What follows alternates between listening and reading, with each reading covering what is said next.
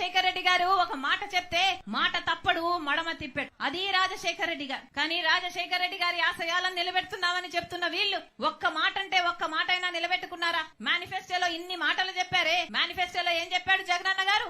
పూర్తి మద్యపాన నిషేధం చేస్తానన్నాడు. మద్యం అనేది లేకుండా చేసినాక తర్వాతనే నేను వచ్చి ఓట్లు అడుగుతాను అన్నాడు. ఉందా ఇప్పుడు మద్యం ఉందా? మద్యపాన నిషేధం అయిపోయిందా?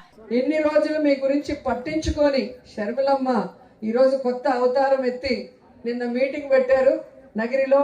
నేను వైఎస్ఆర్ బిడ్డ అని చెప్పుకోవడం తప్ప వైఎస్ఆర్ గారిని అభిమానించే మీకోసమైనా వైఎస్ఆర్ గారికి పేరు తెచ్చే విధంగా ఏమైనా ఒక మంచి పని చేసిందా అంటే ఏమీ చేసింది లేదు. మొన్నటి వరకు తెలంగాణలో వైఎస్ఆర్ తెలంగాణ పార్టీ అని పెట్టి నేను ఇక్కడే పుట్టాను, ఇక్కడే పెరిగాను, ఇక్కడే పెళ్లి చేసుకున్నాను, తెలంగాణ ప్రజలే నా ప్రజలు, వాళ్ళకి సర్వీస్ చేస్తాను చచ్చిపోయేంత వరకు అనింది.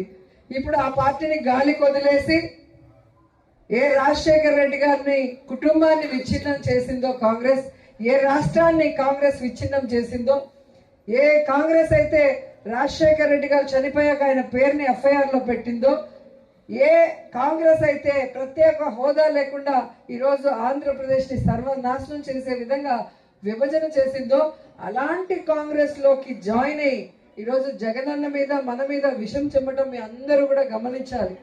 ఎందుకంటే నిజమైన రాజన్న బిడ్డ జగనన్న మాత్రమే.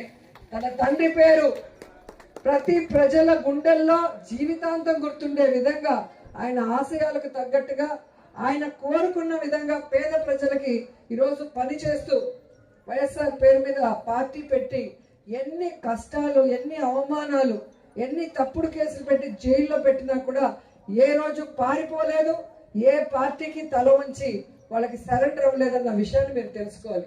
కానీ షర్మిల గారు ఈరోజు కాంగ్రెస్ లో చేరి వైఎస్ఆర్ ఆత్మని క్షోభించే విధంగా చేసింది.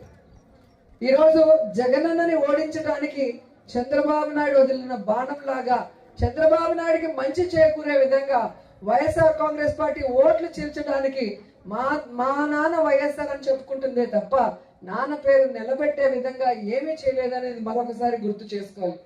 ఈరోజు వైఎస్ఆర్ ఆశయాల కోసం పనిచేసేది జగనన్న అయితే వైఎస్ఆర్ ఆస్తుల కోసం ఈరోజు రోడ్డెక్కి పోరాటం చేస్తుంది షర్మిల.